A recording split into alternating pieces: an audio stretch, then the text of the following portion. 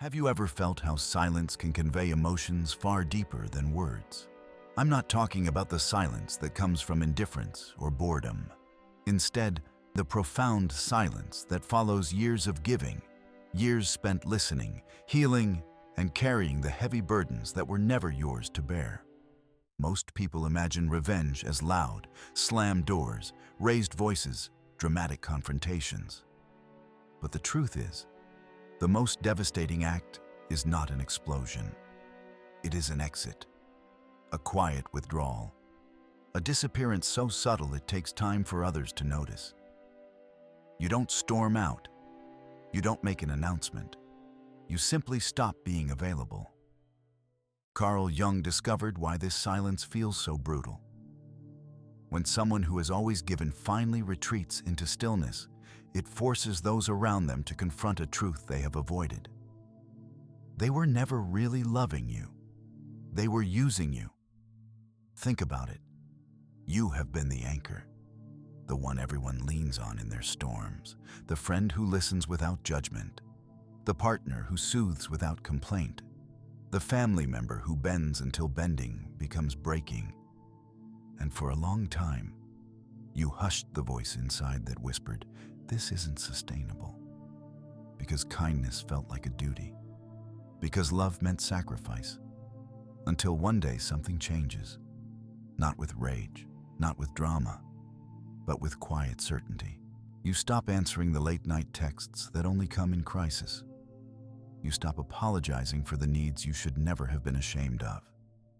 You stop explaining yourself to people who never cared to understand in the first place. Jung called this the withdrawal of projections. He observed that highly sensitive people often become mirrors for other people's shadows. But when the empath withdraws, the mirror shatters. The projections fall back on their rightful owners. And suddenly, those who once depended on your endless giving are left face to face with themselves. That is why your silence feels like warfare to them. It is not cruelty, it is clarity. I know this truth. I have seen how silence dismantles illusions more thoroughly than any argument ever could. Words can be twisted, excuses can be spun. But silence? Silence leaves no room to hide. And here is the strange part. You don't even have to plan it. It comes naturally, almost accidentally, when your soul can no longer give what it doesn't have. Jung once wrote, "We cannot change anything until we accept it. Condemnation does not liberate, it oppresses." Your silence is not condemnation. It is liberation. Not only for you, but for them. But here is the real question. What does it cost you to carry so much, for so long, that silence becomes your only escape? What invisible weight have you been shouldering that was never yours? That is where our journey turns next.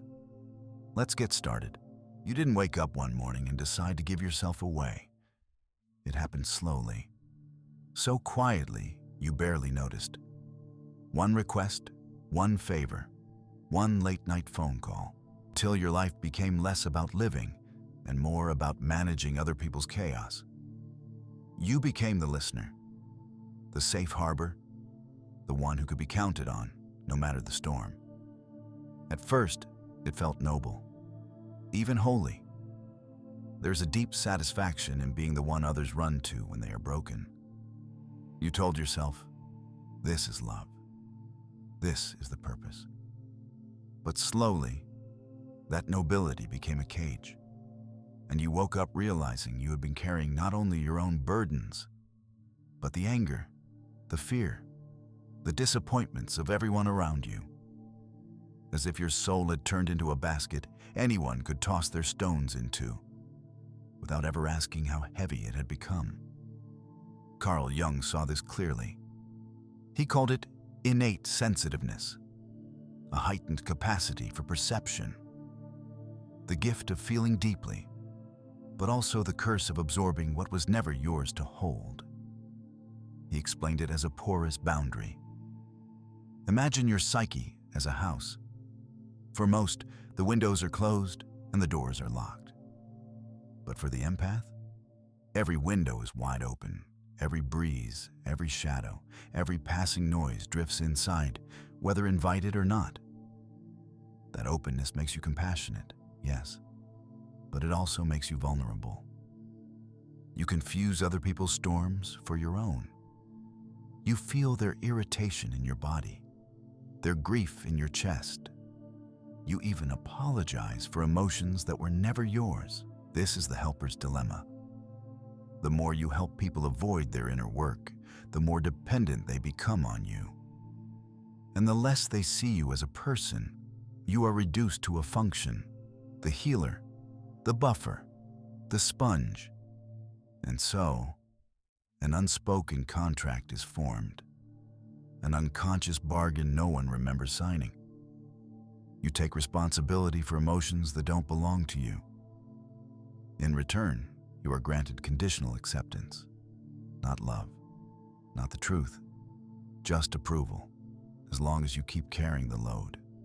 Jung warned, until you make the unconscious conscious, it will direct your life and you will call it fate. And for years, that is what you did. You called this fate. You called it loyalty. You called it family. But it was not fate. It was unconsciousness. And here's the truth. The day always comes when the weight becomes unbearable, when your soul refuses to play along. And when that day comes, something inside you wakes up. That is the moment of recognition, the moment you realize, this was never mine to carry. And once you see it, you can never unsee it.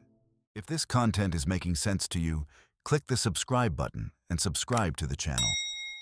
Thank you for your support. The breaking point rarely arrives with fireworks. It comes in small moments. A friend who never asks how you are. A partner who dismisses your needs. A family member who demands yet another sacrifice as if it were your duty. And suddenly, it clicks. A light switches on in a room you didn't know was dark. You see it all. You weren't being loved as a person. You were being used as a resource. Carl Jung described this as the first step toward independence. He wrote, "The world will ask you who you are, and if you don't know, the world will tell you."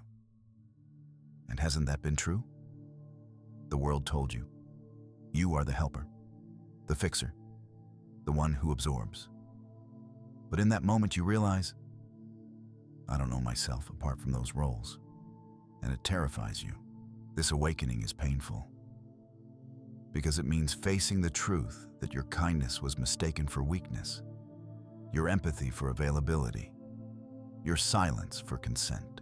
And it means admitting that by never setting boundaries, you helped build the very cage that trapped you. Yet Jung observed that recognition, though painful, is liberating. Once you see the pattern, you cannot return to ignorance. You can only choose to step into something new. This is the great reorientation, a turning inward after years of pouring out. It feels foreign at first, selfish even. But it is not selfishness. It is redirection. Instead of asking, what do they need? You begin asking, what do I need? Who am I when I'm not carrying everyone else? Jung wrote, I am not what happened to me. I am what I choose to become. But authenticity is uncomfortable. Saying no feels like betrayal.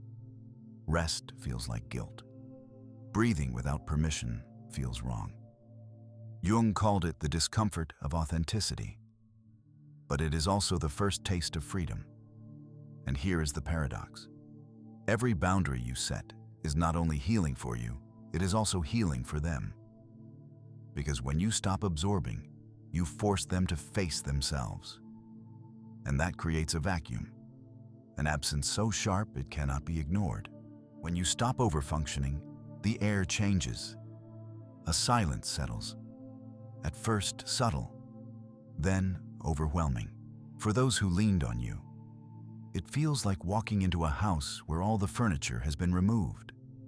They reach for the chair that always held them, the light that always guided them, and it is gone. This is what Jung called the withdrawal of participation mystique. You are no longer merged with their needs, no longer a container for their shadows. You stop absorbing. You start observing, and they feel it instantly. Those who relied on your emotional labor feel abandoned, not because you left, but because they never learned to stand on their own. Your silence removes the anesthesia. For the first time, they feel their raw pain. Some lash out. They accuse you of selfishness. They claim you have changed. Jung would call this projection. They throw onto you what they cannot bear to see in themselves. Others turn to manipulation. They shower you with sudden affection, promises to change, attention that should have been there long ago. This is not love. It is strategy. Jung warned of this when he said, "Where love reigns, there is no will to power. Where the will to power is paramount, love is lacking. And a rare few, they see it. They glimpse the mirror you have placed before them. And though painful, they begin to awaken." Jung knew, silence is not punishment. It is protection. For you. And in a strange way, for them. But whether they resist or awaken, something irreversible has happened. You have crossed a threshold. You are no longer the same. And what lies beyond that threshold is sovereignty. Sovereignty is not about walls. It is about knowing your shape. It is the moments you realize you can love without losing yourself. You can help without being consumed. You can care without carrying. This is what Jung described as conscious empathy. Feeling deeply without disappearing. And here's the truth. The quiet exit is not revenge. It is revelation. It reveals who others are when you stop carrying them. And it reveals who you are when you stop diminishing yourself. Yes, at first, sovereignty feels lonely. When you stop attracting people who only want fixing, the room grows quiet. But slowly, new people appear. Those who value authenticity over utility. Those who meet you at your depth. This is the mirror effect. Your absence forces others to see themselves. For some, it remains a wound. For others, it becomes the catalyst for growth. And you? You are free. Jung once wrote, "The individual has always had to struggle not to be overwhelmed by the tribe. No price is too high to pay for the privilege of owning yourself. That is the gift of the quiet exit. Not the destruction of relationship, but the reclamation of self. Not bitterness. Clarity. Not punishment. Protection. And now your sensitivity is no longer a burden. It is your strength. The bridge into conscious living, not just for you, but for a world desperate for it. So if you are here, choosing peace over people-pleasing, authenticity over approval, know this. You are not alone. You are part of a quiet awakening. Your silence is not emptiness, it is power. Your exit is not absence, it is arrival. And this is not revenge, it is revelation.